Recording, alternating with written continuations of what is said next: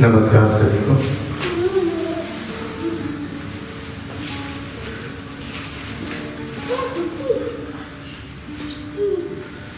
तो जो सेमिनार के टॉपिक्स हैं, तीन उनमें से कल एक शाम के समय में हो चुका था रिनाम साहब, और अभी जो है हमारा अनुमान और उपमान के बारे में हम लोग चर्चा करेंगे। माइक्रोकॉज एंड माइक्रोकॉज। माइक्रो का मतलब होता है छोटा मन, अनुमन। तो इस संसार में जितने भी जीव जंतु मनुष्य हैं, सबके पास तो मन है। तो हम लोग का मन को कहा जाए कि ये छोटा सा मन है। और माइक्रोकॉज अर्थात परम पुरुष का मन, विराट मन, ये दोनों के मन के बारे में बाबा बताना चाह रहे हैं। तो बाबा इसमें कह रहे हैं कि आज मैं इस भूभा मन की विराट, उसके विस्तृत, उसके महिमा के बारे में और अनुजीव की क्षुद्रता के बारे में, उसकी छोटापन के बारे में कुछ वर्णन करने जा रहा हूँ। आवाज सबको क्लियर आ रही है? बिल्कुल पीछे प्लीज। तब बाबा जो है वहाँ से स्टार्ट करना शुरू करते हैं और कहते हैं कि हम लोग अर्थात जो है अनुमान, जो कुछ भी अपने सामर्थ्य से सोचता है या नहीं सोच पाता है, जो करता है या नहीं करता है, अर्थात जो कुछ भी घटित होता है इस संसार में, परम पुरुष के उस विराट मन सत्ता के अंदर ही है, बाहर में कुछ भी नहीं है। हमें लगता है कि जो अपनी आंखों से बाहर में देखते हैं तो ये सब लगता है कि बाहर की चीज़ें हैं, लेकिन हम जितने कुछ भी है सब उनके मन के अंदर में है, बाहर कुछ भी नहीं है। इसलिए बाबा एक जगह महाभारत में कहते हैं कि महाभारत ऑलरेडी जो है कृष्ण के सब कुछ मन में ही हो चुका था। तो हम जितने लोग भी हैं सब ब्रह्मानस के अंतर्गत ही हैं। फिर भी यह जो क्षुद्र मन हमारा जो है उस विराट सत्ता की व्याख्यान करने चलता है, जैसे वेद पुराणों में होते हुए आज तक सब लोग उसकी चर्चा करते आए हैं, पुस्तकों में भी करते हैं। अंत में सब लोगों ने सरेंडर कर दिया, हाथ खड़ा कर दिया कि हे परमात्मा, मैं तो तुम्हें जो है बांधने की कोशिश किया कि तुम्हारी इतनी हाथें हैं, इतनी आंखें हैं, सब कुछ है, तुम इतने बड़े हो, इतने 10 तुम्हारा सिर है, चारों दिशाओं में सिर है। अंत में वो क्षमा भी मांगते हैं कि हे परमात्मा, तुम तो इससे भी कहीं विराट हो, मैं तुम्हें बांध के आ सकता हूँ, ये मेरी भूल हुई है।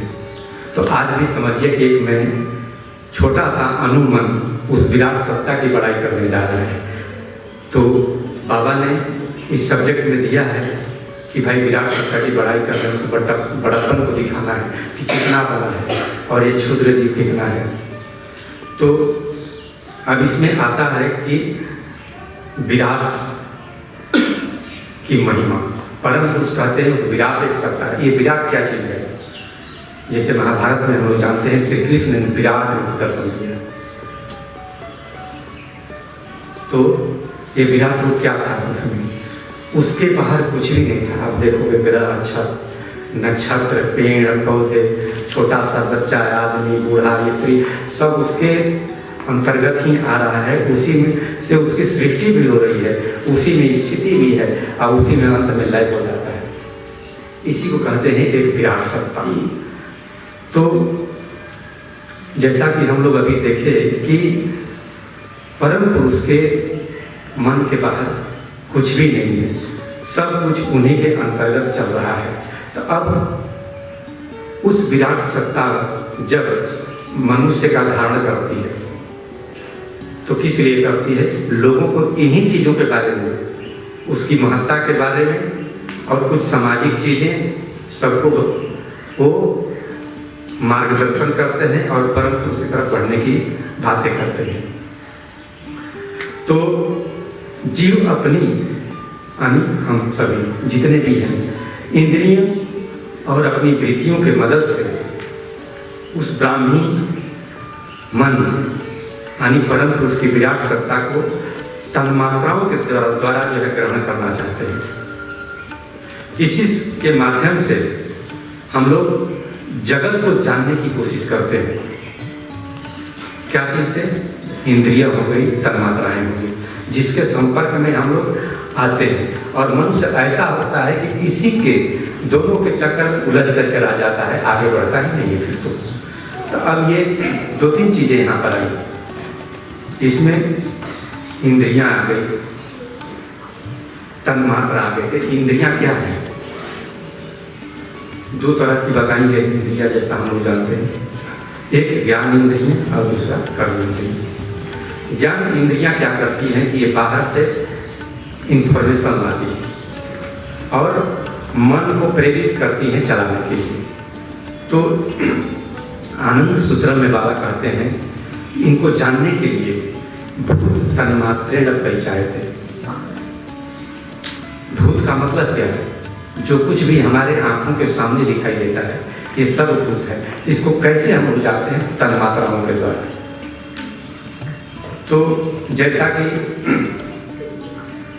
हम लोग क्षिति जल भाव गगन समीर जैसा लिखा हुआ है,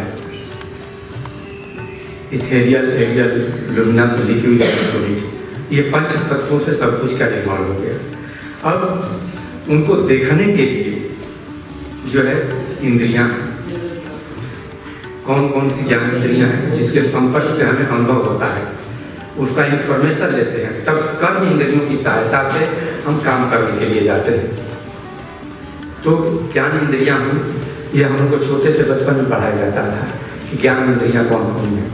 शायद हमारे छोटे छोटे बच्चे भी बता सकते हैं। मालूम है आप लोगों को कि नहीं मालूम है? पता है? आंख, नाक, कान, जीभ, त्वचा, इन्हीं से तो ज्ञान की प्राप्ति होती है ना।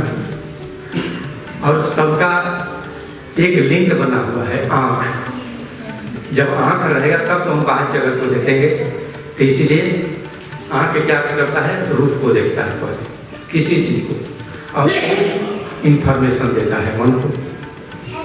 उसी तरह से अब इन चीजों को जानने के लिए हो गया शब्द, स्पर्श, रूप, रस और गंध। आंख हो गया तो रूप हो गया। शब्द अर्थात कहां से आप बोल रहे हैं? मुंह से बोल रहे हैं। तो उसी तरह से सबका एक कनेक्शन बनाया गया है, वह है जगत में संपर्क होने के लिए। इसीलिए कहा गया है कि इंद्रियां मनोनाथ मारुत, गीता में कहा गया। इंद्रियां ना मनोनाथ। इंद्रियां जो होती है मन की मालिक होती है। कैसे मन की मालिक होती है? इसीलिए ज्ञानी जन लोग कहते हैं कि मन के ऊपर कंट्रोल करो। अर्थात मन पर कंट्रोल कैसे करेंगे? जब तक इंद्रियों को कंट्रोल नहीं कर पाएंगे। तो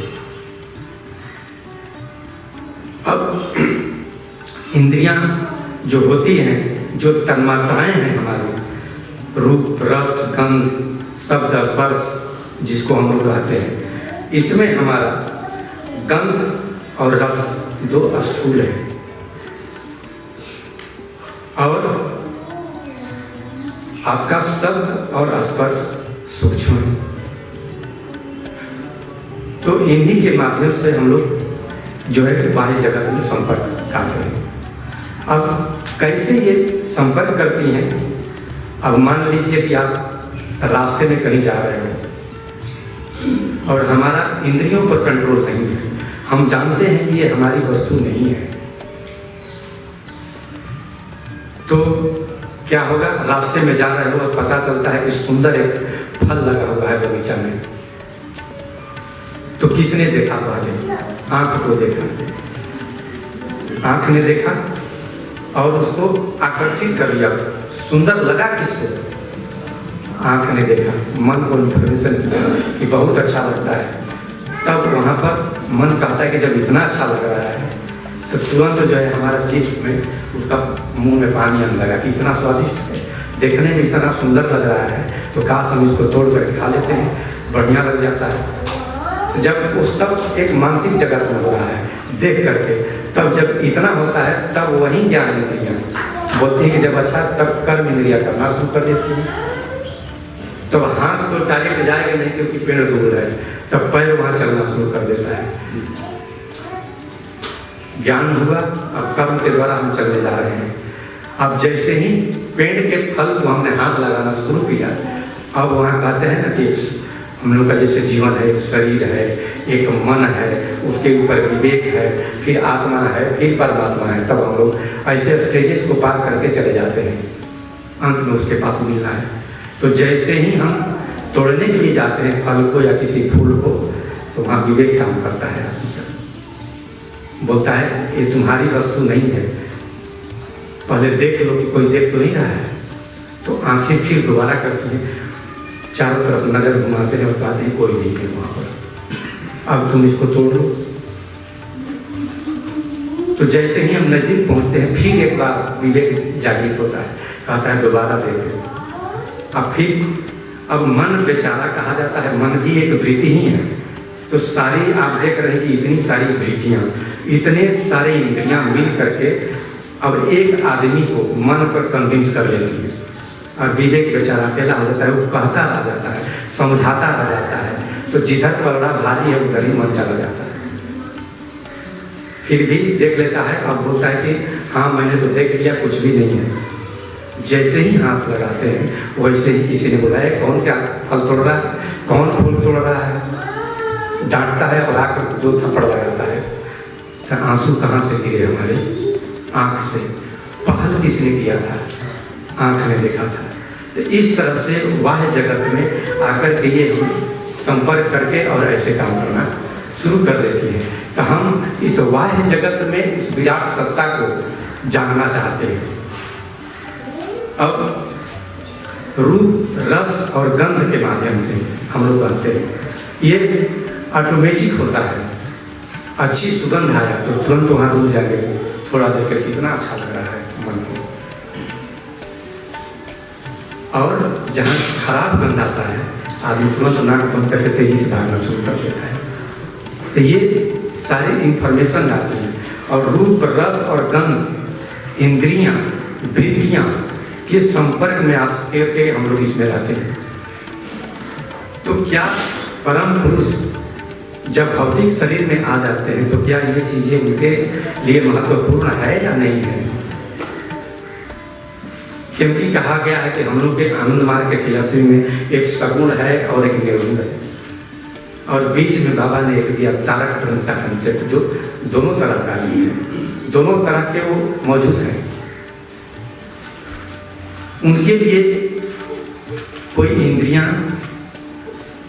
की आवश्यकता नहीं है, न तन्मात्राओं की आवश्यकता है, न किसी को। वो जब चाहें तब किसी को किसी में भी परिणित कर सकते हैं।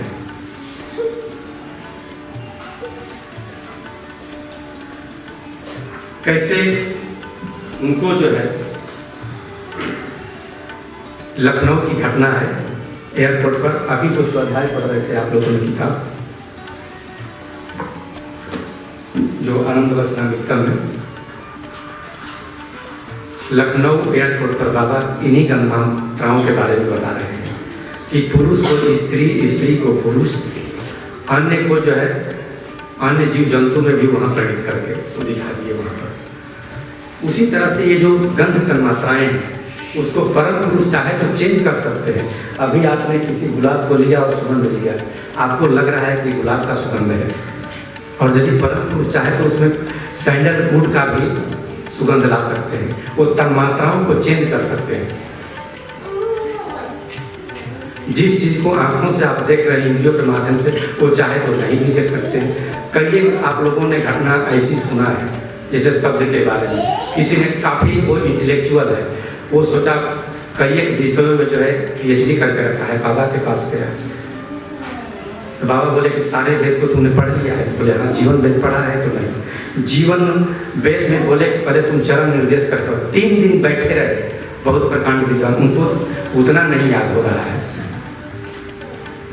कहाँ चली गई उनकी मानसिकता, कहाँ चली गई उनकी बात, इंटेलेक्ट सब वहाँ पर फेल हो जाता है। तो इन गंध तन्मात्राओं को चेंज कर देते हैं, और यह मनुष्य के लिए असंभव है, ऐसा वो कर ही नहीं सकता है। गंध तन्मात्राओं को लेकर के एक बार किसी दादा की एक छोटी सी कहानी है कि बाबा, आप लोग सुने होंगे कि अक्सर किसी को बुला लेते थे शाम के समय में 10 बजे 11 बजे रात को मसाज करने के लिए। तो वो दादा नए थे और सुने थे कि बाबा के पास जाने के उनके शरीर से सैंडलवुड का सुगंध आता है मसाज करने से। कई दादा लोग बोले, तो बोले कि काश मैं इतना छोटा हूँ कि मुझे ये मौका नहीं मिला, काश मुझे मिल जाता। तो उनकी वेदना बढ़ती गई। एक दिन मौका मिला, बाबा बोले कि अच्छा उस जो नया जो दादा है ब्रह्मचारी दादा, उसको मेरे पास भेज दो। गए, अब बाबा थोड़ा लेटे हुए हैं और उनका जो है दादा मसाज कर रहे हैं। मसाज करते समय जब हाथ हटे तो बाबा बोलते हैं क्या कर रहे हो, ठीक से मसाज नहीं करने आ रहा है, क्योंकि वो सूंघना चाह रहे थे कि सैंडलवुड का सुगंध आ रहा है कि नहीं। तो बाबा बोलते हैं ठीक से दबाओ। तो जैसे ही उन्होंने ऐसे दबाना शुरू किया तब बाबा थोड़ी देर के लिए सूंघे। तब बाबा बोलते हैं अच्छा सैंडल का सुगंध आ गया तुम्हें? तो बोलते हैं हाँ बाबा। तब फिर बोलते हैं चलो थोड़ी देर अब जरा सूंघो। तो पता चला कि गुलाब का सुगंध आ रहा है। तो कैसे ये विराट सत्ता एक ऐसी चीज है कि किसी भी तन्मात्रा, क्योंकि हम जितना अभी मैंने कहा हम लोग भी जानते हैं कि सब कुछ सृष्टि में सब उन्हीं का है, तो तन्मात्राएं भी तो उन्हीं का है, इंद्रियां भी तब सब उन्हीं का है। पर इस ह्यूमन माइंड को हम फिर जब इतनी है तो हम फिर क्यों नहीं परम पुरुष की तरफ बढ़ते चले जाते हैं। हमारा एक मन, बाबा कहते हैं आनंद वचनामृतम में भी आप लोग पढ़े हैं कि मनुष्य का मन एक स्वतंत्र मन है, अन्य जीवों का मन अपनी वृत्तियों के द्वारा गाइड होते हैं। तो वह परम पुरुष की तरफ चलता जाएगा, उसका विकास होता जाएगा, लेकिन मनुष्य का जो है अधोगति हो सकता है क्योंकि उसका एक स्वतंत्र मन है। तो स्वतंत्र मन तो कुछ भी करेगा ना, या तो ऊपर की तरफ जाएगा परमात्मा की तरफ, और नहीं तो फिर नीचे की तरफ जाएगा अधोगति की तरफ। अब बाबा ने हम लोग को नियम दे दिया है कि फास्टिंग ब्रेक करने का एक सिस्टम दिया है उन्होंने कि पहले लेमन वाटर लोगे, बाद में हल्का सा खिचड़ी खाओगे या सुपाच्य चीज़ें खाओगे, बनाना खाओगे। और हम उस वक्त हमारा मन हावी हो जाता है कि नहीं हम आज पूरी जलेबी ही खाएंगे, अपने मन पर हमारा कंट्रोल नहीं है। ये कौन सा ऐसा मन कर रहा है? स्वतंत्र मन कर रहा है। अन्य जीव जंतु में ऐसा नहीं, उसका जो भोजन है वो वही करेगा, लेकिन ह्यूमन का ऐसा नहीं है, हम वही खाएंगे। तो परमात्मा वहाँ कुछ नहीं करेगा, उसका भोग तो अपना करना पड़ेगा। अब सबके पानी को जो है स्याही बना लो, अब उसको बनाने के बाद में धरती को कागज बना लो और उसको लिखने के लिए जो विद्या के देवी हैं शारदा, लिखने के लिए वो तो बोलते हैं कि वो जुगों जुगों तक आजीवन तक लिखते रह जाएंगे तो भी उनके गुणों के बारे में वो लिख नहीं सकती हैं। तो यहाँ पर हम लोग देख रहे हैं कि इस विश्व ब्रह्मांड में जो कुछ भी है सब जो है परमात्मा के मन के अंदर में है। अब जब सब कुछ परमात्मा के अंदर में है तो हम क्या हैं फिर? और हम जिसको देख रहे हैं वो क्या चीज़ है? तो हम ये कह सकते हैं कि हम उनका एक रिफ्लेक्शन है, एक छाया मात्र है। और हम जिस चीज़ को हकीकत में वाह जगत में जिस दुनिया को देख रहे हैं वह भी एक हमारे लिए छाया है। तो हम एक छाया हैं और इस बाह्य जगत को हम हकीकत मान रहे हैं, लेकिन वास्तव में देखा जाए तो ये कुछ भी नहीं है। सब परम पुरुष के जब मन के अंतर्गत ही चल रहा है, तब उन्हीं के वर्णन करते हुए कहते हैं कि श्लोक में होगा, आप लोगों के पास किताब होगा, तो सहस्त्र शीर्षा पुरुष सहस्त्राक्षर सहस्त्रपाद सभूमि विश्व तो वृत्वा अत्यतिरिक्त अंगुलम। सहस्त्र शीर्षा, लोग कहते हैं कि परमात्मा पे हजारों सिर हैं, उनके चारों तरफ आँखें हैं, उनके चारों तरफ पैर हैं, चारों तरफ हाथ हैं, अर्थात कोई ऐसा जगह नहीं है कि जहाँ उनके बिना कुछ संसार में मौजूद हो, अर्थात हर जगह मौजूद है। इसको तरह तरह का वर्णन लोगों ने किया। तो इसके ऊपर में आप लोगों ने पुराण में एक कहानी भी देखा होगा, जो राजा बलि जो थे, अदिति के, दिति और अदिति दो बहनें थी। तो अदिति के पुत्र से उस समय के जो राजा थे, आप जो जिसको माना जाता है कि उनके गुरु जो थे, अक्सर दिखाया जाता है जो निगेटिव पक्ष हैं उनके गुरु को बताया कुल गुरु शुक्राचार्य लोग करते हैं।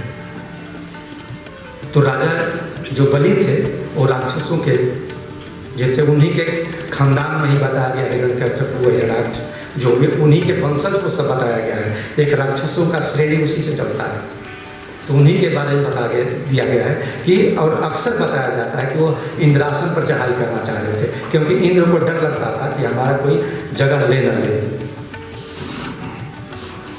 तो वो क्या करते थे कि अक्सर दिखाया गया है कि कुछ न कुछ जो राक्षस प्रवृत्ति के लोग हैं, कुछ न कुछ उनके अंदर गुण भी होता है, सबके अंदर कुछ न कुछ गुण होता है। तो बाबा हम लोग को क्या कहते हैं, see the bright side of everything. कमी बेसी तो सब जगह है, उसमें अच्छाई निकाल करके लेना है और अपना लेना है। तो उसी तरह से वो जो थे दान देने में माहिर थे। कोई भी आता था दान देने, तो कहते हैं कि भगवान विष्णु जो है बामन का रूप धारण करके आ गए छोटे से, और बोलते हैं भिक्षाम दही, मुझे भिक्षा चाहिए। तो उस वक्त दिखाया गया है कि वो हवन कर रहे थे, अंतिम उनका वही था। वहां के बाद में इंद्रासन को चढ़ाई करते और जीत जाते शायद। तो भगवान आ गए, दिखाया गया छतरी लेकर के आए उनको छोटे रूप में। तो बोलते हैं भिक्षा तुम दे दो, तो बोले मैं भिक्षा दे करके आता हूँ। गुरु जो है आंख बंद करके देखते हैं, बोले अरे तो सीधा नारायण कहाँ उसके चक्कर में पड़ रहे हो, मत जाओ, इस पहले हवन की पूर्ति हो जाए तो पूजा पाठ खत्म कर दो, उसके बाद ही पूजा ना मानो। लेकिन वो नहीं माने, बोले 2 मिनट का बात है, मैं जा रहा हूँ, उसको भिक्षाटन दे करके मैं आ जाता हूँ। काफी समझाने के बाद नहीं समझे। तो बोलते हैं क्या चाहिए आपको, तो बोलते हैं आप दे क्या सकते हैं मुझे, क्योंकि उनके कहते हैं अहंकार को चूर करना था। तो बोले आप दे क्या सकते हो मुझे, तुम्हारे पास है क्या सकते हो, क्या नहीं दे सकता हूँ, ये जितनी भी देकर सब मेरी चीजें हैं, बोलो क्या चाहिए। अरे छोड़ी आप नहीं दोगे कुछ। तो उनको और बढ़ा कि मैं क्या नहीं दे सकता हूँ। बोले जब देना ही चाहते हो ना, क्या चाहिए तुम्हें, अन्न चाहिए, रुपया पैसा खबर। बोले नहीं मैं भूखा नहीं, खाना खा लिया, ये सब चीज़ों की जरूरत नहीं है, बस यही है कि मेरे पास रहने की जगह नहीं है। बोले चलो दे देता हूँ। बोले नहीं हम शर्त यही कि मैं अपने से मांगूंगा। तब देखे पैर की तरफ तो छोटा पैर है इसका। बोले तुम कितना चाहिए तुमको, बोले बस 3 पग चाहिए, इससे ज़्यादा नहीं। तब हंसे हो जोर से। बोले तुम तो 3 पग माफोगे तो झोपड़ी भी नहीं बनेगी, तुम रह भी नहीं पाओगे। बोले बस उतना ही। बोले माफो। तो कहा गया है, उसमें दिखाया गया है कि 1-2 पग में ही पूरा आकाश पताल पूरा विश्व ब्रह्मांड उन्होंने माप दिया, उसके बाहर कुछ भी नहीं है। बोले तीसरा खाना, तो लोग कहते हैं कि छाती पर रखती। इससे पता चलता है कि सहस्त्र शिक्षा सहस्त्र पाठ, आने उनका पैर सब जगह है, कहीं ऐसा कुछ नहीं है। यह तो उसकी बात है। बाबा के बारे में भी लोग ऐसे ही कहते हैं कि आप कैसे कहते हो कि बाबा तो हमारे घर पर आए। एक छोटा सा कीर्तन महिमा के ऊपर में आप लोगों ने वीडियो कई बार देखा होगा, छोटा सा जो एक मार्गी है, सभी परिवार के साथ चले गए हैं आनंद नगर, उनके घर में ऐसी घटना तो ये चोर आ जाते हैं। अब पता चलता है कि उसको लगता है कि कोई व्यक्ति है जो है घर की पहरा दे रहा है। तो उन्होंने तो बैठ कर वहाँ बाबा का प्रवचन सुना और यहाँ बाबा घर की उनकी रखवाली भी कर रहे हैं। तो इससे पता चलता है कि परम पुरुष सब जगह है, उसकी आंखें सब जगह है। इस श्लोक के माध्यम से बाहर तो उनका जो सिर, उनका यह जो चरण है, यह स्थूल सत्ता के रूप में नहीं है। वो जो कुछ भी देखना चाहते हैं हमारी ही आंखों से देखते हैं। हमारा ही सिर सब उनका सिर है। क्योंकि हम लोग कहते हैं कि सब परम पुरुष का ही विकास है, सब उन्हीं का एक क्षुद्र जीव है। जब वहाँ से सब कुछ निकल के आया है, जब वहीं से निश्चरित हो रहा है, तो उनकी आंखें तो सबको हमको देख रहे हैं कि बाबा यहाँ उदाहरण में दे रहे हैं कि यह अनुमन क्या करेगा, वह जगत को देख सकता है, अपने आंतरिक मन को तो नहीं देख सकता है कि कौन किसके अंतर्गत जा रहा है। तो उदाहरण दे रहे हैं इसमें कि मान लो तुम भागलपुर रेलवे स्टेशन पर जा रहे हो, ब्रिज के ऊपर में तुम जा रहे हो, खड़े हो, और स्टेशन पर जब देख रहे हो तो केवल स्टेशन का बिल्डिंग ही तुम्हें नजर नहीं आएगी, वहाँ खड़ी ट्रेन भी तुम्हें नजर आएगी, वहाँ छोटे छोटे बच्चे भी नजर आएंगे, औरतें भी आएगी, पुरुष भी, तुम इतना ही तो देख सकते हो। पर उनके मन के अंदर क्या चल रहा है, कौन आदमी क्या सोच रहा है, किधर जाने वाला है, ये तुमको पता नहीं है। इसीलिए वह जो विराट जो सत्ता है हमारा, वह सब कुछ हमारे ही नजरों से, हमारे ही हाथों से सब कुछ कर रहा है और सब कुछ करवा रहा है। इसीलिए तो लोग कहते हैं कि हम लोग जब आदमी उस भाव में जाता है, तब आदमी केवल ये कहता है कि हे परम पुरुष, सब कुछ करने वाले तुम, मैं तेरी मात्र मशीन की तरह हूँ, तुम हमें सामर्थ्य देते हो तो मैं चलता हूँ, तुम्हें सामर्थ्य देते हो तो मैं कुछ करता हूँ, तुम हमें सामर्थ्य दिए हो तो मैं देख पा रहा हूँ, अब तुम हमें सामर्थ्य दे रहे हो तो मैं बोल रहा हूँ, 2 मिनट ऐसा होगा कि मैं बोल भी नहीं सकता हूँ। तो सब कुछ उसी से निष्कलित हो रहा है, सब कुछ चल रहा है, और सब एक दिन उसी में जा करके ये लय हो जाता है, सब मिट जाता है। तब जब मनुष्य समझ ही जाता है कि सब कुछ है, तो फिर इस जगत को असत्य कैसे मान लेता है, क्योंकि उसकी अभी इतनी सोच, इतनी पहुंच उस अवस्था में नहीं पहुंचा है जिसे इस जगत को सत्य मानता है। और जब परमात्मा से ही की बात है तो इसके लिए कहा जाए कि यह जगत जो है, इसीलिए कहा गया था कि ये झूठा है, ब्रह्म सत्यम जगदपि सत्यम अपेक्षिकम, ये हम लोग की दर्शन करता है। और इसके जितने भी दर्शन है कहते हैं, कोई कहता है कि भगवान ही सत्य है, जगत मिथ्या है, कोई कहता है जगत ही सत्य है, भगवान नाम का कोई चीज़ नहीं है। यहाँ बाबा बता रहे हैं कि दोनों के बीच में हमारा एक ऐसा रिलेशन है कि वो अभी परमात्मा तो 100% सत्य है, लेकिन ये जगत को झूठ नहीं कह सकते हो, क्योंकि इसी जगत में रहते हो, यहीं से सब कुछ खा रहे हो, यहीं पर सो रहे हो, तो कैसे इसको झुठला सकते हो। लेकिन यह परमानेंट है, यह नहीं है, बहुत क्षणिक के लिए सत्य है। तो इसीलिए जिन चीजों को देखते हो तो लगता है कि हकीकत हो रहा है हमारे साथ में, तो उस में आदमी हकीकत जब महसूस करता है तो एक्टिंग भी करना शुरू कर देता है, काम करना भी शुरू कर देता है। कभी कभी ऐसा जब स्वप्न डीप अवस्था में जाता है, तो कभी कभी आप छोटे बच्चे को देखे होंगे कि सोया है और पालने में रो रहा है अचानक, जबकि कोई डिस्टर्बेंस नहीं है, अर्थात उस कहीं न कहीं उस स्वप्न देख रहा है, तो रोना शुरू कर देता है, अचानक वो हंसना शुरू कर देता है। और हम लोगों में भी बहुत सारे ऐसे कुछ हैं कि मानसिक जगत में उनको जो कुछ भी होता है हकीकत मालूम हो जाता है, पता चलता है कि छोटा बच्चा थोड़ा बड़ा हो गया है और माँ के साथ में सोया हुआ है, और उसके मन में चल रहा है कि अभी तो स्कूल से मैं आया हूँ, बैग रख कर के प्ले ग्राउंड में गया हूँ, फुटबॉल खेल रहा हूँ, और सोए सोए पता चलता है कि अपने पैर को माँ को मार दिया, तो माँ बोली ये क्या कर रहे हो तुम, तो वो स्वप्न की अवस्था में ऐसा कर रहा है। स्वप्न की अवस्था में और भी होता है कि आदमी सोया हुआ है और अचानक आप सुने होंगे कि अपना कभी कभी बिस्तर भी लेकर के भागते हुए नजर आता है, अब बोलता है जोर से बचाओ बचाओ बचाओ, क्या हो रहा है, तो भाई क्या हो रहा था, तो कोई सांप खदेड़ रहा है, वो मानसिक जगत में उसका चल रहा है, जबकि हकीकत कुछ भी नहीं हो। मानसिक जगत में आदमी सोया हुआ है। बाबा बहुत अच्छा से आनंद वचनामृत में इसको एक्सप्लेन कर रहे हैं कि एक आदमी है, मान लो कि तुम स्वप्न में देख रहे हो कि मैं अपने मामा के घर गया हूँ, मेरी मामी जो है बहुत अच्छी तरह से उस दिन मेरे लिए केयर हो रहा है, जैसे पहली बार कोई जाते हैं मामा मामी के घर में, बहुत से पूरी बनेगा, जिलेबी बनेगा, पकौड़े बनेंगे, क्या क्या सब हो रहा है, आप बढ़िया से तुम खा रहे हो, ये सब तुम्हारा मानसिक जगत में चल रहा है, सोए सोए स्वप्न अवस्था में देख रहे हो, और तुम्हें उसका रसास्वादन भी मिल रहा है, आनंद भी लग रहा है, और जैसे नींद टूटा तो पता चला कि ना तो मैं अपने मामा मामी के घर नहीं गया हूँ, मैं तो अपने घर में हूँ, पता चलता है उसी बिस्तर में है। तो बाबा यहाँ एक्सप्लेन करना चाह रहा है कि तुम्हारे लिए यह जगत भी उसी तरह से है, और हम लोग का जब ये जगत इसी तरह से है तो हम लोग का आपसी संबंध कैसा है। किसी के साथ हम पूरा क्लोज हो जाते हैं, किसी से दूरियां बनाते हैं, ये हमारा संस्कार है। तो बाबा आनंद वचनामृत में की जगह मैं पढ़ रहा था तो बाबा उदाहरण दे रहे हैं कि तुम्हारा इस जगत में सबके साथ जो संपर्क है वो किस तरह से है। तो बाबा उदाहरण दे रहे हैं कि मान लो तुम कलकत्ता से ट्रेन में बैठे हो, तुम दिल्ली जा रहे हो, रास्ते में जब चलते हो तो उस बोगी में सब अननोन है, लेकिन वहाँ परिचय हो जाता है तुम्हारा।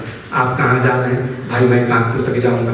आप कहाँ जाएंगे? मैं दिल्ली जाऊँगा। कोई और गया उतर रहा है, कोई और कहीं जगह उतर रहा है रास्ते में। तो जब शुरू में जब तुम ट्रेन पर आया तो किसी परिचय नहीं था, इसी तरह से तुम इस संसार में आए, तुम्हारा किसी से परिचय नहीं। इस संसार में आए सबके साथ परिचय हो गया। अब उसी में परिचय होने के बाद में आप कभी दिल्ली आइए तो मेरे घर आइएगा, एड्रेस वगैरह सब लेते हो। बाबा इसी तरह से बोलते हैं, सारा एड्रेस लेते हो, लेकिन जब वहाँ तुम चले जाते हो फिर भूल जाते हो।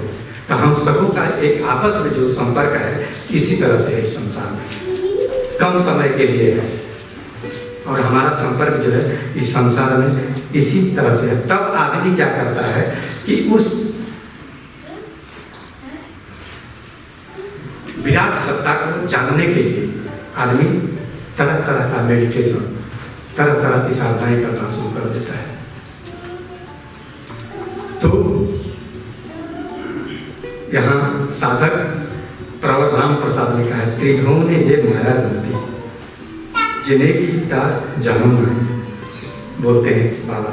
ये त्रिभुवन में जो हमारी माया की मूर्ति है, अर्थात परमात्मा के जो क्रिएशन है, हम सब तो उन्हीं के क्रिएशन है। फिर मनुष्य क्या करता है कि उनका एक रूप देता है, उनको बना करके फिर पूजना शुरू कर देता है, और उस मिट्टी की मूर्ति में प्राण डालने की कोशिश करता है। तभी तब आप लोग देखे होंगे, कहीं सुनेंगे कि आज जो है कहीं मूर्ति की पूजा होने जा रही, चाहे कुछ हो रही है तो बोलते हैं आज प्राण प्रतिष्ठा हम करने जा रहे हैं, अर्थात उसमें हम प्राण डालने जा रहे हैं।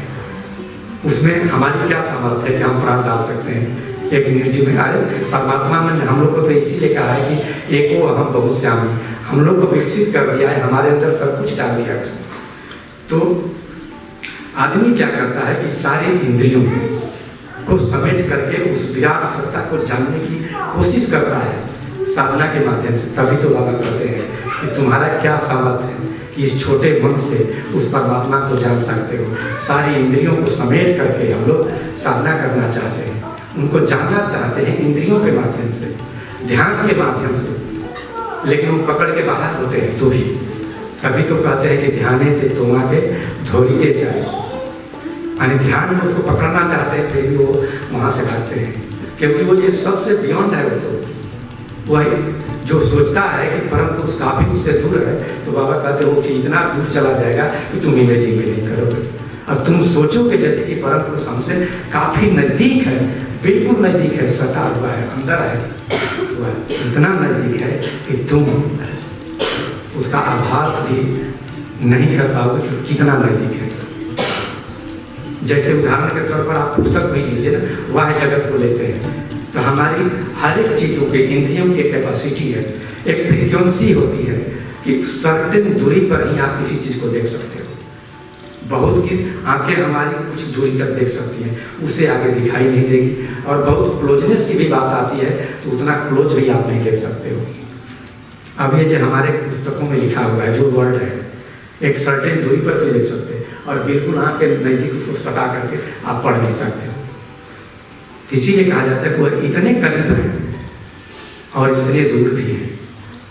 तो यह इंद्रियों के माध्यम से हम उनको समझना चाहते हैं, पकड़ना चाहते हैं उस विराट सत्ता को, उस परम पुरुष की सत्ता को। इसलिए वो क्या करते हैं कि इस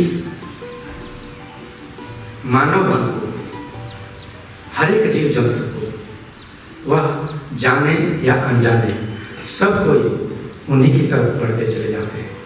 एक हमारा ही मन ऐसा है कि जो जानबूझ करके चाहे तो परमात्मा की तरफ ही चल जाए, लेकिन कहा जाता है कि वो नहीं जाते हैं, मनुष्य नहीं जा पाता है, क्योंकि हम सभी जितने भी हैं सब इस कहा जाता है वृत्ति और इंद्रियों के बस में हो जाते हैं। अब कहते हैं कि उनको ढूंढने के लिए आदमी क्या करता है कि बाह्य जगत में जगह जगह जाता है, कोई तीर्थाटन करने जाता है, कोई कहीं जाता है, कोई कहीं जाता है। तो सिर्फ इसी चीज को बूढ़ा मन के बारे में सर्व जगह वो व्याप्त है, कहाँ नहीं है, इसके बारे में जो आपके किताब में जो दूसरा श्लोक होगा आपका, उसमें कहा गया है सम प्लुसी सम मस्केन सम नागेन सम विष्टि भी लोग है। सम प्लुसी, प्लुसी का मतलब क्या होता है? दिमाग कितना सॉफ्ट होता है, कितना छोटा होता है। तो कहते हैं कि हे परमात्मा, हे परम पुरुष, वो भी तुम्हारा ही एक विकास है। इस छोटे से जीव, उसे थोड़ा सा बोलते हैं सम मस्केन। मशक का मतलब मच्छर, मच्छर के रूप में भी तुम ही हो। सम नागेन, नागेन का मतलब आनंद वचनामृतम में, सुभाषित संग्रह आनंद वचनामृतम में बाबा जो है 23 खंड में बता रहे हैं परम पुरुष की महिमा के बारे में। वहां नागेन शब्द का 2-3 अर्थ बता रहे हैं। नागेन का मतलब जो पर्वत श्रृंखला से जो झरना बह रहा है उसको नागेन कह रहे हैं। दूसरी उसका सम नागेन का मतलब कि जो एक विषैला सर्प है, कोबरा स्नेक है, उसके बारे में भी बाबा कह रहे हैं। सम नागेन अजगर को भी कह रहे हैं। और तीसरा एक नागेन का अर्थ बाबा बता रहे हैं मामत, जिसको ऐरावत कह रहे हैं, जो बहुत पहले जिसे लोग कहते हैं इंद्र की सवारी थी ऐरावत, जो सफेद रंग का बहुत बड़ा हाथी, उसके 2 बड़े बड़े दांत, बाबा कहते हैं कि शायद यह पृथ्वी से जो है लुप्त हो गई है। तो इसकी व्याख्या कर रहे हैं कि परम पुरुष इस संसार में एक छोटे से दीमक, दीमक समझ रहे हैं? बाबा यहाँ कह रहे हैं कि बिहार में कहीं कहीं इसको लोग अपनी भाषा में दिया भी कहते हैं। तो एक दीमक के रूप में, एक मच्छर के रूप में, और सम नागेन अर्थात एक उपमा दी गई है ऐरावत। उस समय में सबसे बड़े जानवरों में ऐरावत हुआ करते थे, उसकी उपमा दिया गया है। सम एक स्त्री भी लोग है। अच्छा, इस संसार में जो पुरुष है, जो स्त्री है, जो छोटे बच्चे हैं, जो वृद्ध हैं, जिसको चलने का सामर्थ्य नहीं है, वो सब जितने भी हैं सब परम पुरुष की ही विकास है। तो उसी विराट सत्ता को यह मनुष्य जो है कोई अनुभव करने की कोशिश करता है, तो कोई उन्हें ज्योति के रूप में उनको अनुभव होता है, कोई उसे प्रणव के रूप में उसे सुनता है, कोई उसे ओंकार के रूप में सुनने की कोशिश करता है। यह जैसे जैसे उनसे आदमी का संपर्क बनते जाता है, अनुमन बूढ़ा मन की तरफ जब चलने लगता है, तो धीरे धीरे उनको समझने लगता है और आगे की तरफ बढ़ता है। पर जो उनको समझना नहीं चाहता है, आगे की तरफ बढ़ना नहीं चाहता है, तब वह आदमी क्या करता है कि वह नीतिवाद को अपनाता है। नीतिवाद में जैसे बाबा वो कहते हैं कि बहुत सारे तुम्हें इस सिर्फ जगत में जो लोग मिलेंगे, वह केवल यही कहेंगे कि देखिए मैं चोरी नहीं करता हूँ, मैं झूठ नहीं बोलता हूँ। ब्रह्म साधना का प्रयोजन हमारे जीवन में क्या है? वह समझता है कि यह नीतिवाद जो है, यह मोरालिटी ही, नैतिकता ही हमारे जीवन का अंतिम लक्ष्य है। लेकिन बाबा हम लोग कहते हैं यह परम वस्तु नहीं है। बट बाबा कहते हैं but remember my boys, moralism is not the goal, it is only the starting point. यह जो आदमी समझता है कि मैं चोरी नहीं करता हूँ, मैं झूठ नहीं बोलता हूँ, मैं किसी की हानि नहीं पहुँचाता हूँ, तो वो सोचता है कि धर्म साधना हमारे लिए जरूरी नहीं है। लेकिन बाबा कहते हैं कि ये तो स्टार्टिंग पॉइंट है। इसीलिए आप देखेंगे कि हम लोग का पहले morality is the base of spirituality. जब तुम आध्यात्म की तरफ आगे बढ़ना चाहते हो तो हमारा फाउंडेशन होता है। तो मोरालिटी हमारा लक्ष्य नहीं है, वह हमारा है। तो इसी तरह से समाज में बाबा कह रहे हैं कि अपनी प्रतिष्ठा को बनाए के लिए उनको बड़ा गर्व होता है कि देखो मैं कभी झूठ नहीं बोलता हूँ। तो लोग, समाज के लोग समझते देखो कितना बड़ा ग्रेट आदमी है, इसने जीवन में कभी झूठ नहीं बोला है, यह चोरी नहीं करता है। तो इस तरह की चीजों को बाबा जो है कह रहे हैं कि आदमी इस संसार में किसी व्यापार को लेकर के, किसी राजनीति को लेकर के, किसी को लेकर के हर समय आदमी झूठ बोलते रहता है। और बाबा कहते हैं यह जो है हाइपोक्रेसी की जो है यह चरम अवस्था है। तुम लोग समाज में शिक्षा, शिल्प, वाणिज्य, राजनीति, सर्व क्षेत्र में इस श्रेणी के, बाबा कहते हैं, नर पशुओं की भीड़ को तुम लोगों ने देखा जो नीतिवाद को मान करके चलते हैं, जिसका जीवन में ऐसा उपयोग करते हैं मात्र कि उनके जीवन में धर्म साधना का अभाव है। जिस दिन वो धर्म साधना करना शुरू कर देंगे तब समझेंगे कि ये हमारे जीवन का फाउंडेशन ही था और कुछ भी नहीं था। तब फिर बाबा यह कहते हैं कि जब तुम उस जम नियम की बात को मान करके जब चलोगे, आगे की तरफ तुम जब बढ़ोगे, तब तुम्हें यह महसूस होने लगेगा। लेकिन बाबा ये कहते हैं कि तुम्हें अध्यात्म की तरफ आगे बढ़ने पर तुम्हें यह जानना भी जरूरी है कि कौन तुम्हारा मित्र है और कौन तुम्हारा शत्रु है। इस तरह के लोगों को तुम जीवन के हर एक क्षेत्र में पाओगे, चाहे वो राजनीतिक क्षेत्र हो, चाहे व्यवहारिक क्षेत्र हो, चाहे संस्थागत क्षेत्र हो या कोई भी क्षेत्र हो, हर तरह के तुम लोगों को पाओ और तुम लोगों को उन लोगों के चंगुल में अपने आप को फंसने से बचाते रहोगे। फिर बाबा कह रहे हैं कि यह जान लो कि प्रत्येक मनुष्य के बीच अनंत बनने की संभावना का बीज सबके अंतर्गत है। इस बीज को ये मान करके चलो, यह एक दिन बहुत बड़ा विराट सत्ता बनने वाला है। एक जगह आनंद वचनामृत में बाबा बतला रहे हैं कि एक बहुत बड़ा बट वृक्ष है। आप लोग देखे होंगे बट का वृक्ष, बरगद का पेड़ कितना बड़ा विशाल होता है। तो तुम क्या करोगे, उसे कहीं लेके जाना है तो उसे आजकल टेक्निकल मशीन भी आ गई, उसे उखाड़ कर लेके जाओगे, दूसरे जगह रखोगे। पर ये बुद्धिमत्ता का काम नहीं है।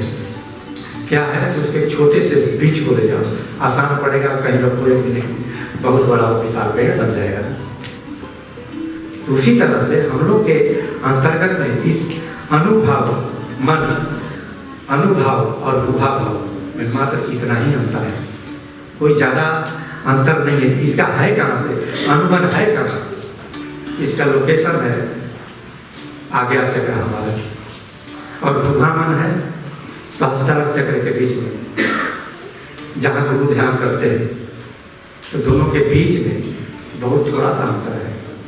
तब तो बहुत आसान है वहाँ पहुँचना, सब कोई चाहेगा तो प्रयास से पहुँच सकता है। लेकिन फिर एक शब्दों में हम लोग कह दिए बहुत आसान है पहुँच जाना उस विवाह के मन के बाद में। लोकेशन है बहुत नजदीक, यहाँ और शास्त्रार्थ के बीच में, तो इतनी दूरी कोई भी तो तय कर लेगा ना। लेकिन यही दूरी कितने कितने जन्म तक लगता है, कोई तय नहीं कर पाता है।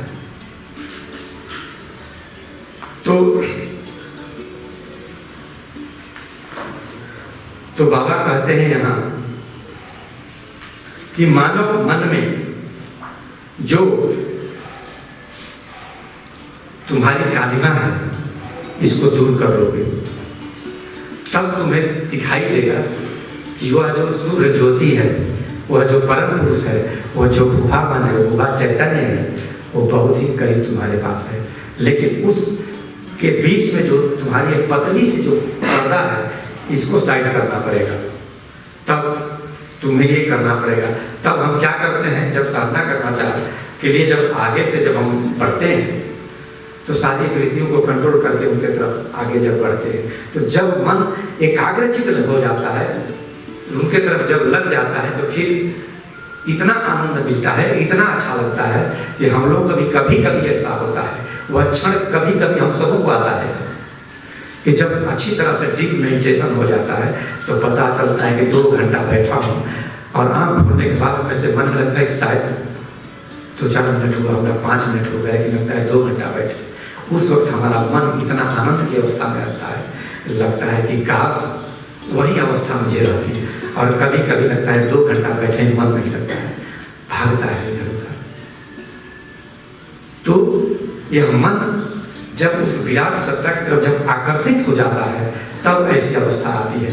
सारी बाह्य जगत के चीजों से मन जब हट कर इधर चला जाता है, एकाग्र हो गया, तब ऐसी अवस्था आता है। तब इसी को कहते हैं कि छोटे जे जनवासी आने से की ताकाय पथे पाने। जब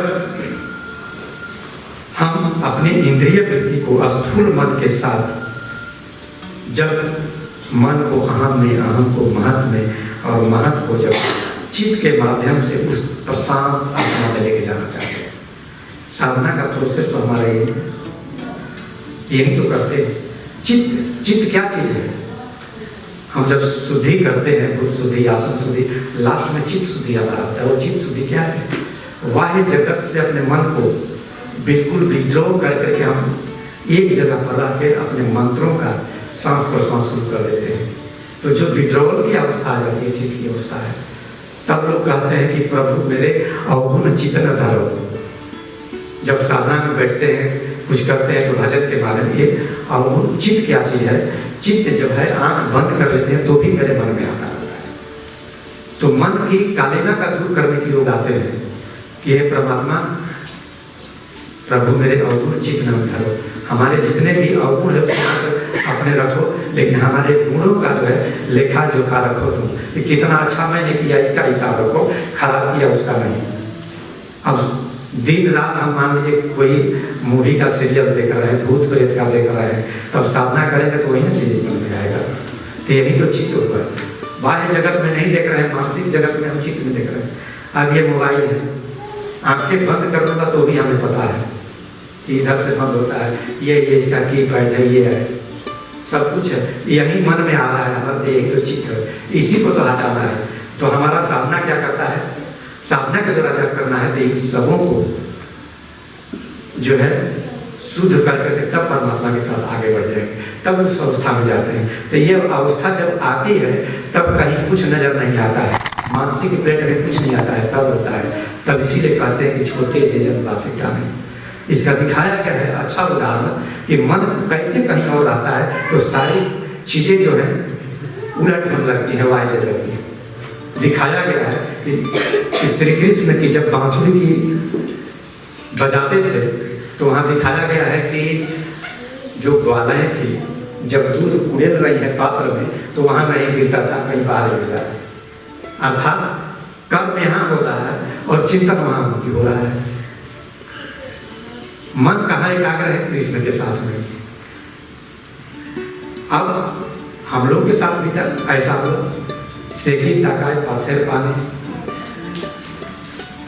आप लोग देखे होंगे कि जब कहीं ऐसा वीडियो में भी आप लोगों ने देखा होगा, एक जगह मैंने देखा कि बाबा आनंद नगर में स्टेज से प्रवचन देकर के चले जा रहे हैं गाड़ी में बैठने, और कुछ दादा और दीदियों को दिखाया है कि बैग लेते हुए दौड़ते दौड़ते जा रहे हैं बाबा के, कार चली जा रही है।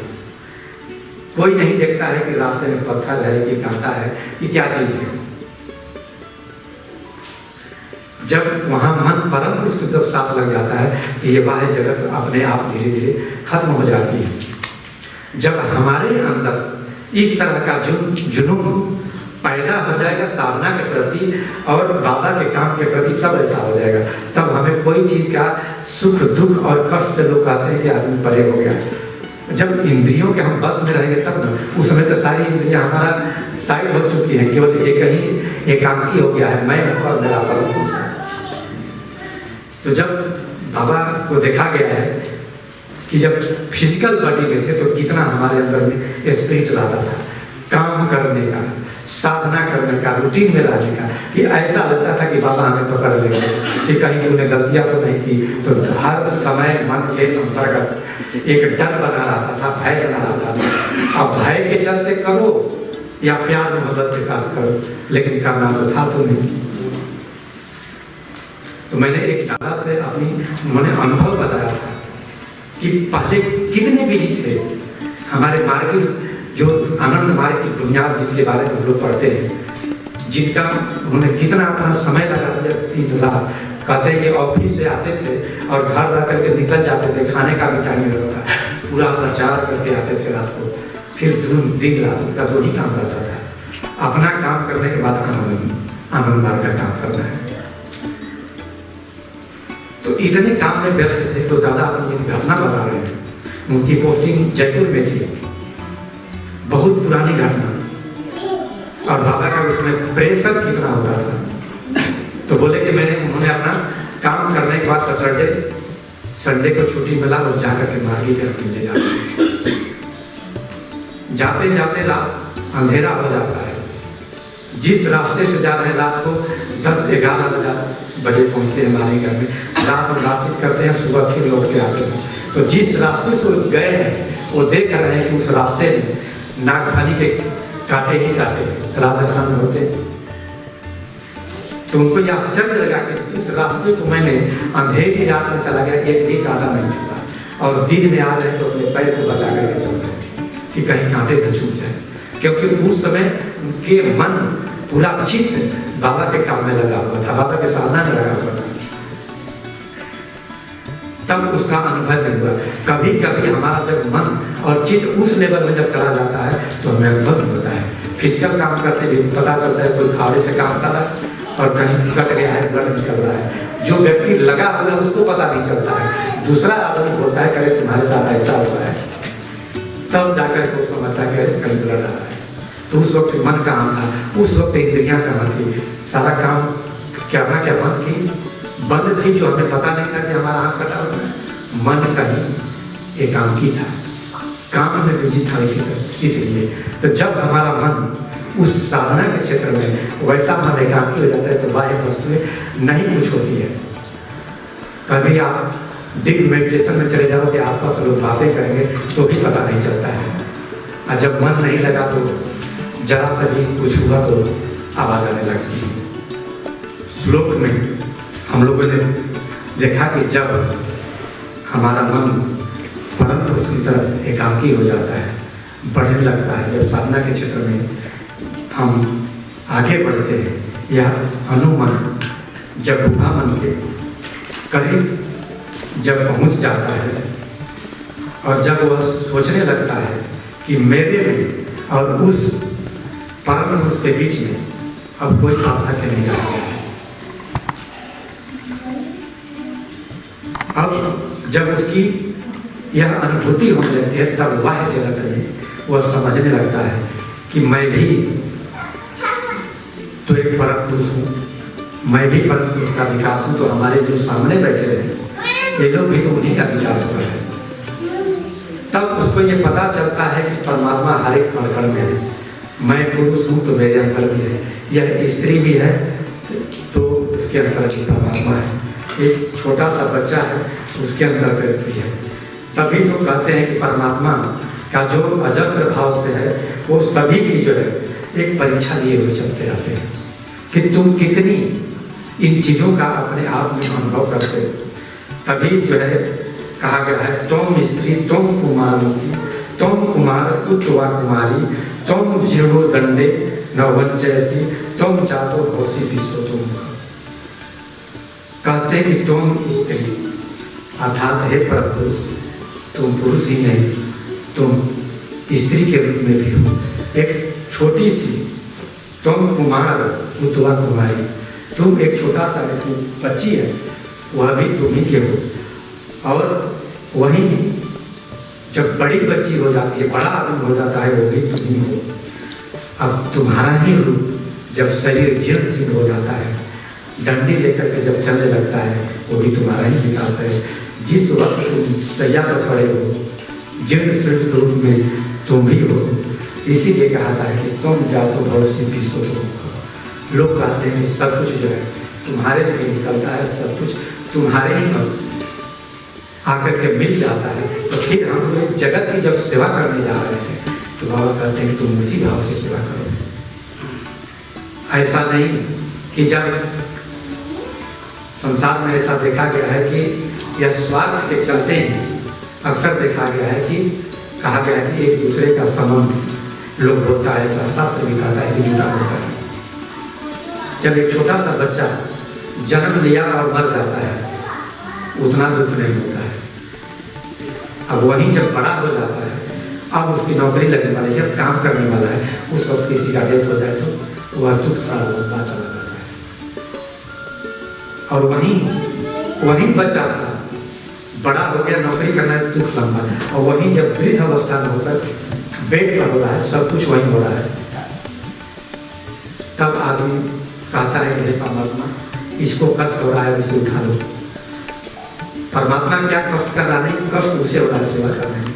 तो यहाँ परमात्मा बाबा यहाँ कहना चाह रहे हैं, लोग यहाँ इस श्लोक के माध्यम से कहना चाह रहे हैं कि सब तुम उसी के विकास में, तब सब उसी का विकास हो, तो उसी भाव से तुम सबकी सेवा करो।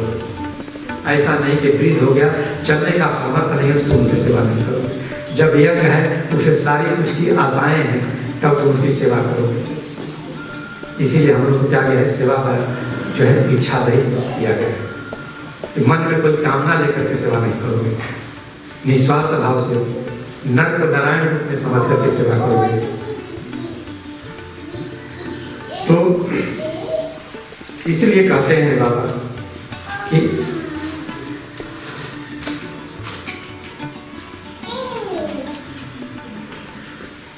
आगे के श्लोक में है नील पतंगो हरितो लोहिताक्ष, अर्थात नील पतंग एक छोटा सा जो कीड़ा होता है जो हरे रंग का बाबा बता रहे हैं।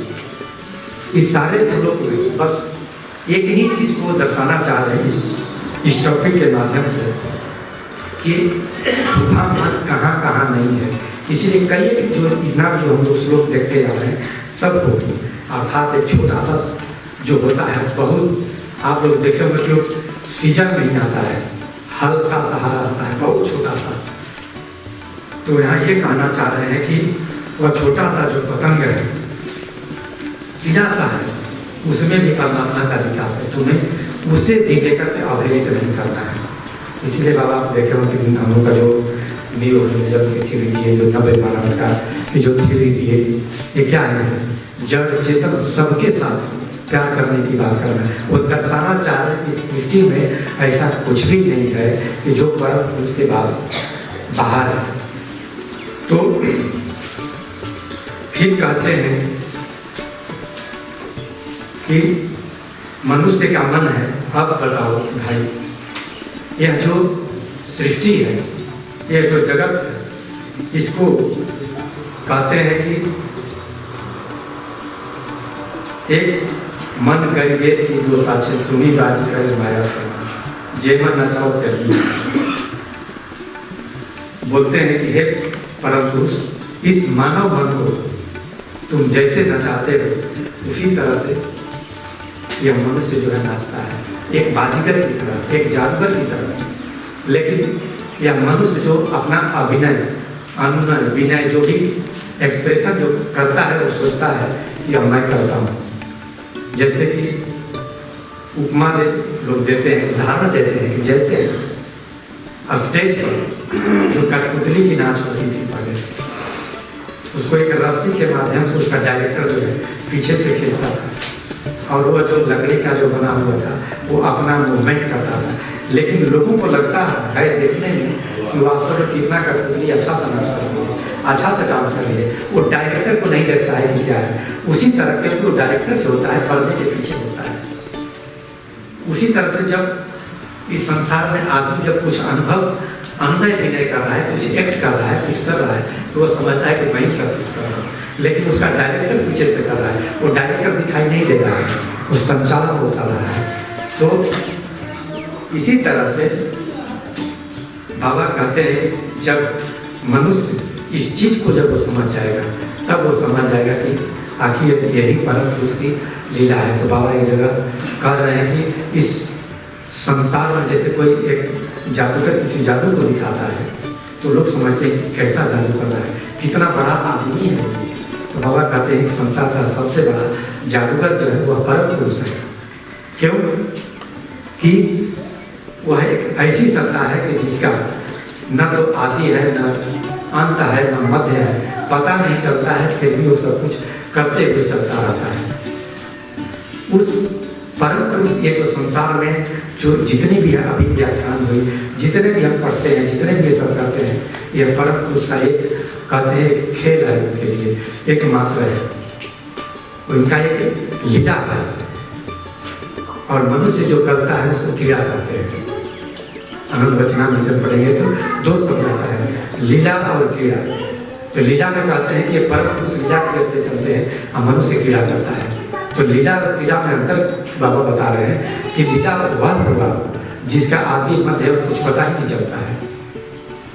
हम क्यों चल रहे हैं, हम क्यों ऐसा कर रहे हैं, हमको कुछ पता है, लेकिन हमको करना पड़ता है, बाध्य होना पड़ता है ऐसा करने के लिए। रास्ते में हम रोज जा रहे हैं अपना ड्यूटी करने के लिए, रोज पता चलता है, रास्ते में जाते जाते पता नहीं कि हमारा जो है किसी के कार का एक्सीडेंट हुआ, अंग भंग हो गया। यदि उसे पहले पता है कि आज जाऊंगा तो उस जगह पर हमारा एक्सीडेंट होगा तो जाएगा ही नहीं। फिर तो यही तो लीला है परमात्मा की। और क्रीड़ा क्या चीज है कि यदि हम जो दो पक्षों के बीच में कुछ हो रहा है, लड़ाइयाँ हो रही है, कुछ हो रही है, इतना तो पता है कि एक को जीतना है और एक को हारना है। ये पता नहीं कौन जीतेगा कौन हारेगा, लेकिन पता तो है। क्रिकेट का मैच हो रहा है, दो पार्टियां खेल रही है, पता चलता है कि एक को जीतना है, एक को हारना है। ये है क्रीड़ा और परम पुरुष का ये है लीला। तो यहाँ अब बाबा बता रहे हैं कि जब इस सृष्टि ही सब कुछ जो है, तब हमारा उस परमात्मा के साथ में, आत्मा के साथ में क्या संबंध है, कैसा है, वो कहाँ है। तो कहते हैं कि दास सुपना सयुजा सखाया, अर्थात दास सुपना सयुजा सखाया, वह शिव और यह जीव की तुलना कर रहे हैं, आत्मा परमात्मा की तुलना कर रहे हैं कि एक ही पेड़ पर दो तरह के पक्षी एक फल को खा रहे हैं और एक उसे देखने का जो है काम कर रहा है। तो यही हमारा उसके साथ संबंध है। हम जो कुछ भी कर्म कर रहे हैं वह एक साक्षी सत्ता के रूप में है, वो बंद है, वो सब कुछ देख रहा है, परमात्मा सब कुछ देख रहा है। ये मान करके चल रहा है कि कोई भी ऐसा एक जगह नहीं है जहाँ वो नहीं है। बाबा आप आनंद वचनामृत में पढ़ते हैं कि कोई फास्टिंग कर रहा है और सोच रहा है कि बहुत मुझे प्यास लग रही है, रूम के दरवाजे खिड़की सब बंद करके और चारों तरफ देख रहा है, कोई देख नहीं रही है, और गिलास पानी पी लेता है और सोचता है कि परमात्मा नहीं जानता है, तो भी वो जानते हैं। हम लोग के साथ में ये कैसी घटना हुई थी। हम लोग एक साथ दादा थे और ट्रेनिंग सेंटर से पास होकर कलकत्ता ला रहे हैं, तो 16 पॉइंट का पहला पॉइंट दादा से ब्रेक हो गया। सबको पता है कि पहला पॉइंट क्या है। और ट्रेन में गए, इंडियन ट्रेन में बहुत पहले अब बहुत सुविधा हो गई, वो गए सीधा और सोचे कि अब पानी का यूज करूँगा, नल दबाए तो पानी नहीं था, सोचे चलो सो जाते हैं, जाकर के सो के ट्रेन पर चले गए। वहाँ बाबा के पास जब ऐसे ही हो रहा था पर्सनल, तो बाबा बैठे हुए और पूछ रहे हैं कैसे हो मेरे छोटे बच्चे, हाउ मेडिटेटिव है। बोले बाबा ठीक है। तो सारा नियम कानून पालन होता है, 16 पॉइंट का पालन करते हो। तो बोलते हैं जी बाबा, कहीं ब्रेक तो नहीं होता है। बोले नहीं। तो बोले कि कहीं 1 2 दिन 2 4 5 दिन के अंदर कोई नियम कानून ब्रेक हुआ हो, 16 पॉइंट उनको याद ही नहीं है। बोलते नहीं बाबा नहीं, हमको ऐसा नहीं, ट्रेन में आते समय कभी कुछ हुई हो। तो बोलते हैं कि नहीं बाबा हमको तो याद नहीं आ रहा। बोले मुझे भी पता नहीं है, लेकिन जानते हो जब मैं सोया हुआ था तो रात का समय था, 10 11 बजे रात को, 3 बजे की बात है, भोर में 3 बजे के बाद में हमको एक उड़ती हुई काकरोच बाबा बता रहे हैं। काकरोच आया उड़ते हुए मेरे कान में बोला कि बाबा आपका एक बेटा जो है ना 16 पॉइंट का पहला पॉइंट पालन नहीं किया। फिर बाबा बोलते मैं नहीं जानता हूँ, वो काकरोच आकर के हमको बताया। तो बाबा बोलते हैं बताओ जब तू बाथरूम गया था तो वहाँ देखा था काकरोच था एक छोटा सा। तब दादा को याद है, बोले बाबा गलती हो गई। तो इससे पता चलता है कि बाबा सब कुछ जानते थे, लेकिन वहाँ एक ऐसा कर रहे हैं एक साधारण मानव की तरह कि मैं कुछ नहीं जानता हूँ। उसने आकर के एक जैसे छोटे बच्चों को बताते हैं हम लोग कहानी के माध्यम से, इस तरह से कहते हैं। तो यहाँ कहते हैं सामान्य वृक्ष दोनों जो पक्षी है आपस में फल का भक्षण कर रहा है, लेकिन वो तीसरा देख रहा है कि वो क्या कर रहा है। उसी तरह से यह जीव जगत में हम लोग जो कुछ भी कर रहे हैं परमात्मा सब देख रहा है। बाबा कहते यहाँ तक कह दिए हैं कि तुम मन के अंदर में हमारा एक जो छोटा सा क्रेनियन होता है, तुम उससे कितना अधिक तुम सोच सकते हो जी। ये सब परम पुरुष तुम्हारे मन के भीतर है और सब कुछ जानते हैं। तो इस टॉपिक को बाबा ने दिया था मुंगेर में 1956 को। आप समझ जाइए कि आनंद मार्ग की स्थापना हुई थी 1955 में। तो उस मुंगेर में इस अनुमन और भुवामन के बारे में जो है बाबा बतला रहे हैं हम सबों को।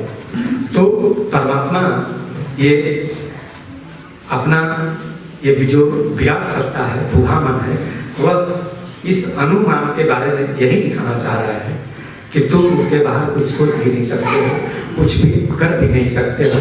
तुम्हारी इंद्रिय, तुम्हारा तन्मात्राएं, सब कुछ का उत्सरण वहीं से हो रहा है, सब कुछ का कंट्रोल भी उसी जगह से हो रहा है।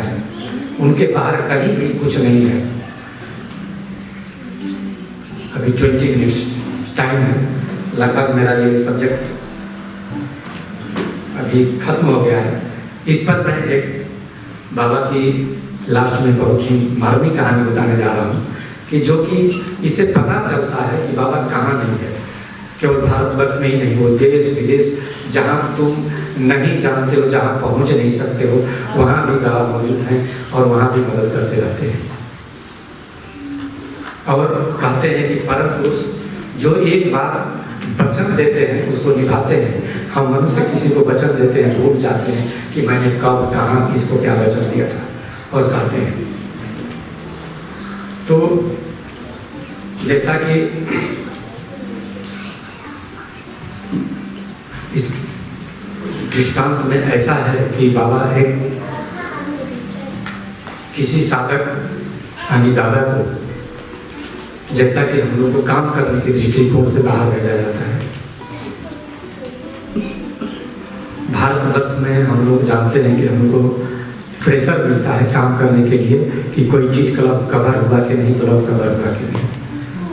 ये हम दादा दीदी को रिपोर्टिंग में भी होता है और मुक्ति प्रधान लोगों का भी होता है, कहाँ कहाँ प्रचार करने के लिए गए। तो बाहर के देशों में बहुत सारे अभी ऐसा कंट्री है जहाँ कवर नहीं है हम लोग का, तो वहाँ कंट्री कवर का टारगेट लिया जाता है। और इंडिया में हम लोग का डायसिस कवर हुआ कि नहीं, डीट कवर हो गया तो फिर ब्लॉक लेवल विलेज लेवल तक हम लोग का जो यूनिट होता है उसको कवर करने की बात की जाती है। तो बाहर के देशों में एक दादा को बाबा ने पोस्टिंग कर दिया और बाबा इसको लेकर कितना सीरियस रहते थे हम सभी लोग जानते हैं। तो बाहर के देशों में कंट्री कवर को लेकर के सीरियस थे बाबा कि कितने देशों में आज जो इतना आनंद मार्ग का जो प्रचार हुआ, ये बाबा का जो प्रेशर था एक्सटर्नल क्यों नहीं हुआ, डांटना, फटकारना, मारना, पीटना, एस्कॉर्ट करना। और एक उधर से जब एक्सटर्नल प्रेशर पड़ा तो अंदर से हमारा अंतर्निहित जो आत्मा थी जागृत हुई, मन से लगा कि हमको कुछ करना है, तब जाकर इतना बड़ा प्रचार हुआ। तो दादा ने अपना टूर प्रोग्राम के मुताबिक अपना काम करके अक्षरशः पालन करने के लिए दूसरे कंट्री जा रहे हैं जहाँ इन्हें गिने चुने मार्गी लोग थे। और अक्सर बाबा का ऐसा प्लान देखिए कि आज भी इस धरती पर कहीं ना कहीं कोई मिल जाता है। हम लोग कहीं बाहर के कंट्री में जाते हैं, इंडिया से कोई मिलते हैं, वहाँ पर है दादा कहाँ जा रहे हैं, अच्छा हमारा बेटा ऑस्ट्रेलिया रहता है, हमारा न्यूजीलैंड रहता है। तो उसी से तो एक लिंक बनते जाता है ना, वहाँ जाके मिलते हैं, उनके माध्यम से फ्रेंड सर्कल से मिलते हैं और प्रचार होता है। तो दादा को भी कहीं ना कहीं से एक मिल गया था लिंक, और वहाँ 2-4 लोग थे। एक जगह छोटा सा रेंट लेकर के लोग रहते थे, धर्म चक्र वगैरह किया करते थे। तो दादा गए पहली बार वहाँ आश्रम का चाबी, कहीं एक जगह से मुलाकात हुई, दादा हम लोग नहीं रहेंगे तो भी आप आ जाइएगा। तो दादा गए, जाने के बाद में जैसे वहाँ अपना टैक्सी से उतरते हैं, आश्रम जाते हैं और जा करके बैग रख करके कुछ पैसे को चेंज करके सोचते हैं कुछ फल सब्जियाँ लेकर के आऊँगा, भूख भी लगी थी उनको। अब जैसे रख करके मेन रोड पर जाते हैं, तब तक एक पुलिस की गाड़ी आती है और उनको बैठा करके गाड़ी से लेके चल देता है और ले जाकर जेल में डाल देता है। दादा सोच रहे हैं कि मैं तो इनोसेंट हूँ, कुछ काम नहीं किया, क्या ऐसा गलती किया जो कि लेके चले गए। और आप लोग जानते हैं कि जो बाहर की जो जेलें होती हैं कहीं यहाँ से बदतर भी हैं और वहाँ और ज़्यादा क्राइम होते हैं। इसका कारण अच्छी तरह से आप जानते हैं, खान पान।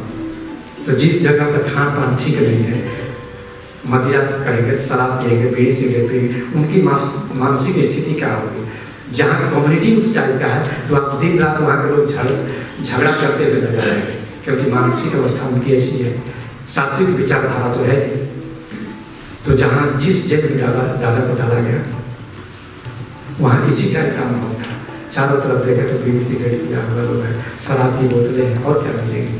उनकी क्या मानसिक स्थिति हुई, सोच रहे कि बाबा तुम तो कहते थे कि मैं हर समय तुम्हारे साथ हूँ, तो क्या इस जगह भी आप मेरे साथ में हो जहाँ सब कुछ पड़ा हुआ है। बड़ा मन में उनको ये लग रहा है। अब उनको बुला करके उनका जो सामने का ऑफिसर था इन्वेस्टिगेशन करना शुरू कर दिया, कहाँ से आए हो, क्या करते हो। तो उन्होंने बताया कि मैं इस जगह पर आया हूँ, यहाँ से आया हूँ, काफ़ी डांट फटकार के बाद में। और वहाँ हुआ क्या था कि उसका जो नेबर वाला कंट्री था, वहाँ किसी एक बड़े नेता का मर्डर हो गया था। तो चारों तरफ से बॉर्डर को सील कर दिया गया था, और सील जब किया गया था ठीक उसके पहले वो निकल गए थे।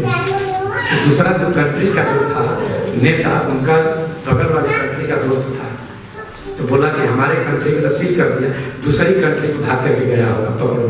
तो वहाँ के पुलिस को लगा कि यह अननोन व्यक्ति है, शायद यही तो नहीं है, उसी को पकड़ करके लेके आए समझ करके।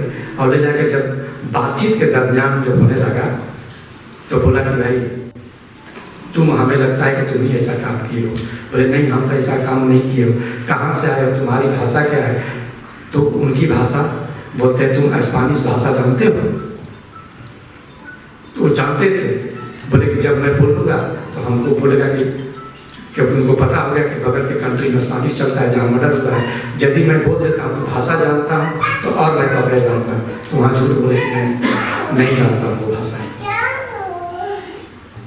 फिर गले में बात करते करते दादा का जो था लॉकेट दिखाई नहीं दिया। बोलिए ये क्या चीज़ तुम्हारा।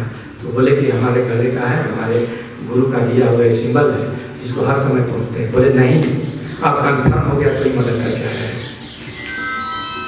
क्योंकि जहाँ हुआ था वो एक कंट्री है जिसका आप देखोगे कि सिर्फ बीच में स्वस्तिक नहीं है, उसका सिंबल है। तब अब क्या हुआ कि कंफर्म हो गया, तो छुट्टी का समय हो गया, अब चले गए अंदर। और उन्हीं के सामने एक दूसरे कैदी को ला करके वहाँ खत्म कर दिया उन्होंने। उनको डर लगा कि अब लगता है, और बोला भी वहाँ का जो ऑफिसर था कि अभी इसको ऐसा कर दो, कल तुम्हारी गाड़ी होगी शाम को ठीक इसी समय। क्योंकि अब कंफर्म हो गया कि वही ऐसा काम करके आया। तब क्या था, दूसरे दिन फिर शाम को उसको बुलाया गया, इन्वेस्टिगेशन हो रहा है।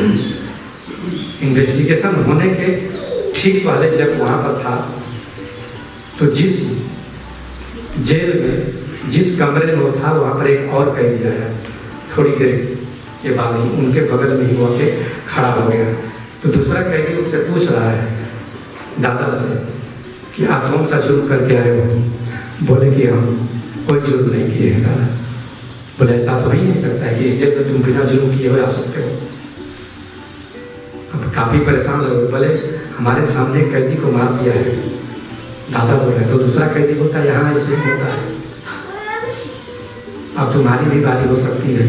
बोले तुम किस जुर्म में आए हो?